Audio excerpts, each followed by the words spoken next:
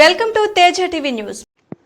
58వ జాతీయ గ్రంథాలయ వారోత్సవాల సందర్భంగా గురజాడ స్మారక జిల్లా కేంద్ర గ్రంథాలయంలో సహజ సాంస్కృతిక సంస్థ and the best friends association సంయుక్త నిర్వహణలో సమాజంలో కృత్రిమ మేధ A1 ప్రభావంపై సదస్సు జరిగింది.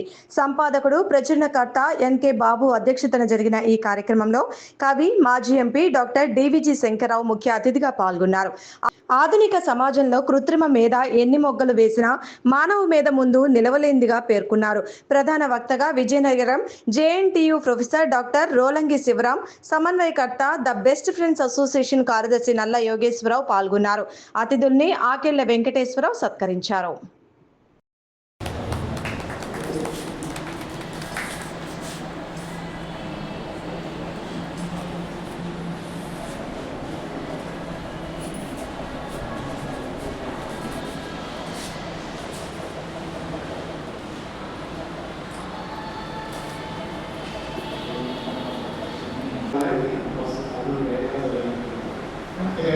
కార్తీక మాసం అయింది. దాంట్లో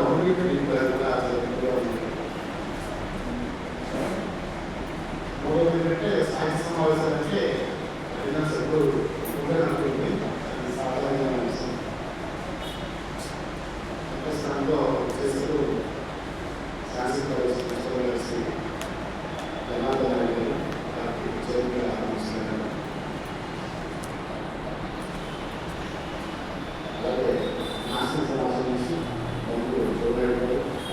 ఏ గురించి ఎక్కడ చూసినా ఆందోళన భయం. కాకపోతే మనం ఎక్కువ భయపడేది లేదు. ఎందుకంటే కృత్రిమ మేధ ఎన్ని పెళ్లి మొక్కలు వేసినా, ఎన్ని జన్మలు ఎత్తినా మానవుడు మూర్ఖంగా ముందు ఎందుకు పనికిరాదు. Artificial intelligence doesn't match human natural stupidity. ఈ మాట నేనలేదు, అలాగే డైనస్టీ అన్నారు, సరదాగా అన్నారనుకోండి. అయితే ఈ కృత్రిమ మేధ మనం ఏ రకంగా వాడుకుంటాం, లేకపోతే అది మనల్ని ఎలా వాడుకుంటున్నారు కూడా ముందు ముందు భవిష్యత్తు ఆధారపడేది.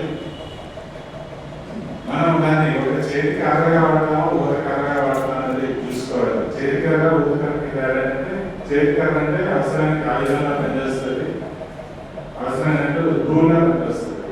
ఊతకర్ర అంటే మనకు దాని మీద ఊత ఉంటే అది లేకపోతే బ్రతకలేదు. ఆ రకమైన పరిస్థితి వస్తుందని చూసుకోవాల్సిన అవసరం ఉంది.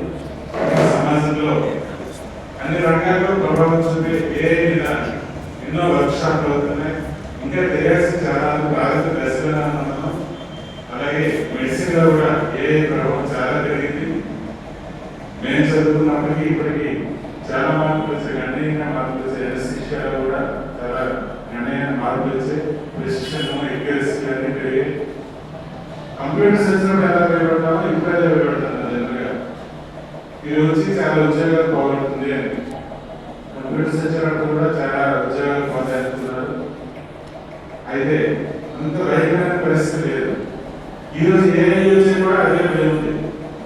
ఒక రకంగా చూస్తే నిజమైన విషయంగా భయం ఉంది. ఎందుకంటే ఈ మధ్యన అమెజాన్ సంస్థ 14,000 తొలగించింది.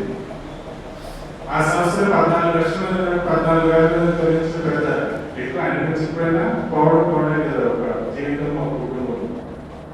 ఆ రకంగా పోవడానికి ఒక భయం ఉంది. అయితే స్థూలంగా చూస్తే ఉద్యోగాల వాటి క్యారెక్టర్ మారుతుంది, బుద్ధి బాగోదని ఒక అవగాహన. ఎందుకంటే కొంతమంది మేము వెనకబడిపోకూడదని కొన్ని సంస్థలు అయితే ఇప్పుడు అందరూ చెబుతున్నట్లుగా ఒక రకంగా భయపడుతున్నారు. అందరూ చెబుతున్నట్లుగా ఒక కొత్త పారిశ్రామిక విప్లవం రాబోతుంది అని చెప్తున్నారు. ఒక రకంగా చెప్పాలంటే వచ్చేసింది అని వస్తున్నాం, లేదా వెయిట్లో ఉంటుంది అని ఖచ్చితంగా చెప్పవచ్చు. అనేది ఆల్రెడీ పోయింది, అది ఇంకా విజృంభించే స్థితిలో ఉంది. కాబట్టి దీని యొక్క ప్రభావం ఎలా ఉంటుంది సమాజం పైన? మనుషులు, సమాజం అంటే మనుషులే కదా, దేశం అంటే మనుషులు అయినారు కదా, మట్టి కాదు కదా. మనుషుల మీద మన ప్రభావం ఎలా ఉంటుంది, సమాజం మీద ఏ ప్రభావం ఎలా ఉంటుంది అనేది ఖచ్చితంగా పరిశీలించాలి. పరిశీలించకపోతే ప్రస్తుత తరం చాలా ప్రభావితమయ్యేటువంటి అవకాశం ఉంది. కృత్రిమమైన లాంటివి తెలుసుకోవాలి. ఆర్టిఫిషియల్ ఇంటెలిజెన్స్ అంటే ఏమిటి? మాకు ఆర్టిఫిషియల్ ఇంటెలిజెన్స్ అనేది అకాడమిక్ పుస్తకాల్లో 1950 సంవత్సరం నుంచి ఉందండి. కొత్త పదం కాదు, 1950s నుంచి ఉంది. మేము చదువుకునే రోజుల్లో కూడా నేను 25 ఏళ్ళ బీటెక్ చేశాను. అప్పుడు మాకు థర్డ్ ఇయర్లోను ఫైనల్ ఇయర్లోను ఆర్టిఫిషియల్ ఇంటెలిజెన్స్ న్యూరల్ నెట్వర్క్స్ మీద సబ్జెక్ట్స్ ఉండేవి. అయితే ఇప్పుడు బాగా ప్రాచుర్యంలోకి వచ్చింది. ప్రాచుర్యంలోకి రావడానికి గల కారణాలు కూడా చాలా ఉన్నాయి. ఇప్పుడు ఏంటంటే ఈ హార్డ్వేర్ అనేది చాలా చీప్ అయిపోయింది అనమాట. అంటే క్లాక్స్ అంటాం మనం, floating point operations per second అనమాట. అంటే ఒక సెకండ్లో చేసేటువంటి కంప్యూటేషన్ స్పీడ్ అనేది పెరిగిపోయింది.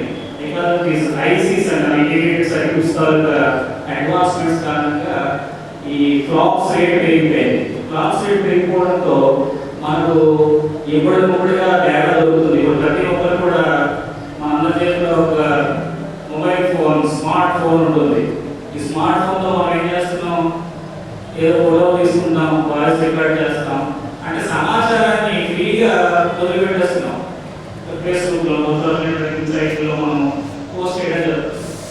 అయితే ఈ డేటా అంతా కూడా ఆయుష్ వర్గా కూర్చుంది. ఈ డేటా అనేది వాళ్ళు ఏం చేస్తున్నారు, ఈ ఫేస్బుక్ కానీ, మెటా కానీ, ఈ ట్విట్టర్ కానీ ఏం చేస్తారంటే ఆ ఫేస్బుక్ ఆ డేటా అనేది వాళ్ళు ఎక్స్ట్రాక్ట్ చేసి దాన్ని మెషిన్ ట్రైన్ చేయడానికి వాడుకుంటున్నారు డైరెక్ట్.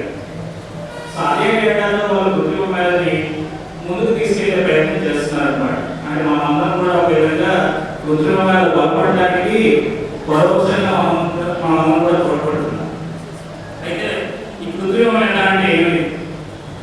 కంప్యూటర్లు మరియు కంప్యూటర్ల ఆధారంగా పనిచేస్తున్న ఇతర యంత్రాలను మానవులుగా మార్చడం.